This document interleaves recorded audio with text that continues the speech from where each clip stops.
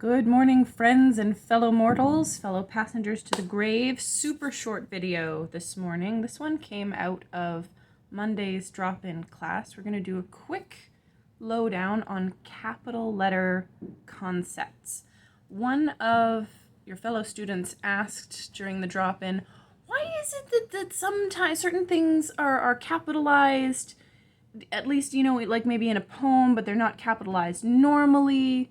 We were looking at one of our poems from the previous unit, E. Cummings, I Thank You, God, for Most This Amazing Day, which is an excellent poem for provoking such questions in that the word I in that poem, which in regular written grammar is always capitalized, in that poem the word I is not capitalized. In fact, it seems like almost everything is systematically decapitalized, like capitals are eliminated from the equation, except for two words, you and God. And there's a second instance of God, I believe, where it's also capitalized. So where we know that as a matter of convention, I would normally be capital, but here it isn't. We know that it's not simply a matter of convention that God is capitalized. And that's reinforced by the fact that you is never, as a matter of convention, capitalized. So these are deliberate. This is choices. This is deliberate. These are choices. There we go. So what's going on? The thing with capital letter concepts, the same student also asked about, like when we talk about capital R romantic, which is something I've said plenty in this course. A capital letter on a word that is not always capitalized can serve two functions, and usually context will tell you pretty quickly which one it is. In one case, it can serve to narrow or focus or restrict the sense of the word's meaning. It can specify a certain kind of connotation for this word. And that's the case in capital R romantic, right? So when you see the word romantic with a lowercase r, that could mean anything. Anything. If two people have a romantic relationship, does that mean they have a sexual relationship? Does it just mean that they really like each other? Does it mean that they have adventures together and so it's a lowercase r, but like it's alluding to the sense of like atmospheric or chivalric romance or what? Like, what does it mean? We don't know. Really, it's because of the lowercase r, it's being used to mean whatever, because of the lowercase r, it's being used to mean whatever the writer decides it means, and you just kind of have to like figure that out based on context or social cues or tone or whatever. But when you want to refer to a specific sense of romantic, as in chivalric romance, Arthurian romance, or the Romantic period, we capitalize that R so that we know, again, based on context, if you're in a discussion of literature, you know that capital R romantic in literature refers to a specific period or movement or sort of line of thematic literary heritage through the ages, right? If somebody picks up a book now and they wanted to call it romantic and say that, this book published in 2012 has romantic sensibilities, even though the official romantic period pretty much ended with the 18th century, you might use that capital letter R to cue your reader, the reader of the book review or whatever, that this very recent book published in 2012, whatever year I said the first time, is sort of an inheritor, or it's rehashing or recapitulating some of those hallmarks of the Romantic period, or of the works of the Romantic writers, the really famous ones like Byron and Shelley, and both Shelleys. So yes, sometimes a capital letter can serve to restrict and specify and clarify meaning. Other times, it's almost exactly the opposite. And this is what we see far more often in poetry, or I would also maybe include children's literature, because children's literature, for whatever reason, has sometimes kind of taken on this trope from poetry. Maybe because children's literature is still more preoccupied than other streams of literature with principles exploring and explaining and dealing with and conveying capital letter principles, capital T truth, capital G goodness.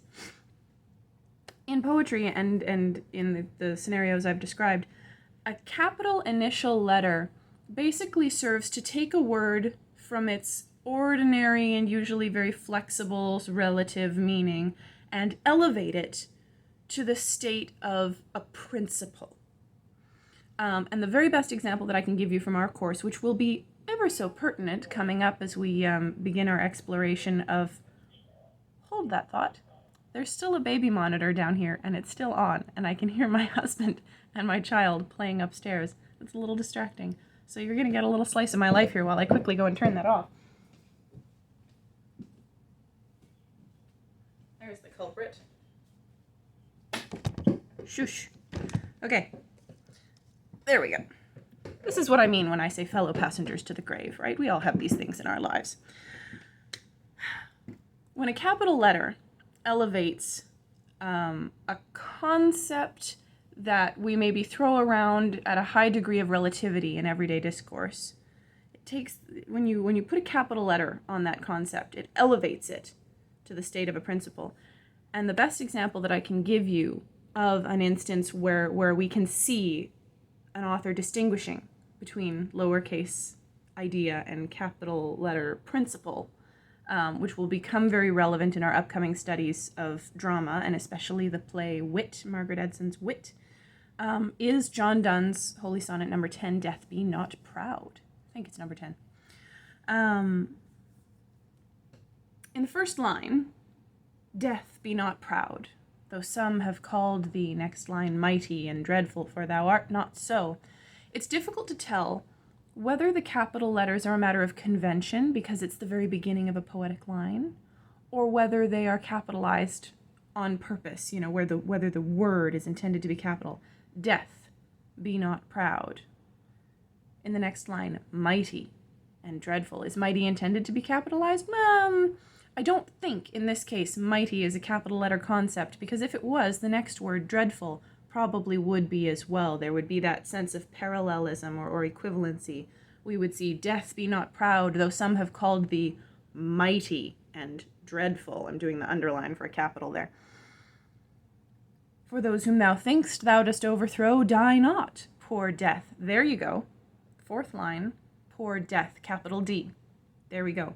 Now we know that that's capitalized on purpose. And what's happening here, what the poet has achieved by capitalizing the letter D on death, is that they are personifying death. Death is now not just something that happens to a body or something that happens, as a loss within a social fear. Somebody drops out of it. Death is a concept. It's all of the emotions and gestures and ideas. It's all the stuff accumulated around the bodily event. It is all the spiritual baggage and everything, capital D, death, sort of coalesced into a person, a figure with whom the poet is now in dialogue. Death has become what we call the interlocutor, the conversation partner.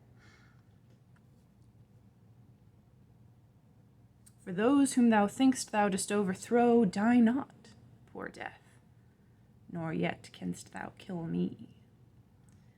From rest and sleep, which but thy pictures be, much pleasure. Then from thee much more must flow, and soonest our best men with thee do go. Rest of their bones and soul's delivery. I won't read the whole poem, but it goes on like this for the remainder of the sestet. In the very last, we'll say the last couplet rather than the last line because it's a bit easier. The last couplet is, one short sleep past, we wake eternally, and death shall be no more. Death, thou shalt die. 2 iterations of the word death in that final line. One lowercase, the other capitalized. This is interesting because up until this point through the whole poem, death has been that capital D personified, big, intangible concept interlocutor that I was discussing a moment ago. But here in the final line, Donne is bringing together both the sort of disempowered, conventionalized, ordinary. He's invoking the very earthy, normal, daily death, lowercase d, and death shall be no more, meaning when he's talking about heaven or the afterlife, or however you interpret that, one short sleep past, we wake eternally. We are now in eternity, and there in eternity, death shall be no more. This stuff, decaying and ceasing on us, conventional death and dying, shall be no more. Death, thou shalt die. He returns to the personification, the interlocutor. So he's saying, your works, what you do, death and dying, the lowercase sort of offspring, death, shall be no more, because you shall be no more. Death, capital D, thou shalt die, lowercase d. You too shall be dethroned and diminished and made first small and then non-existent. One short sleep past, we wake eternally, and death shall be no more. Death, thou shalt die. That is what's going on with capital letter concepts. And I hope that this serves as an interesting introduction for all of you to our upcoming studies of Margaret Edson's fabulous play, Wit.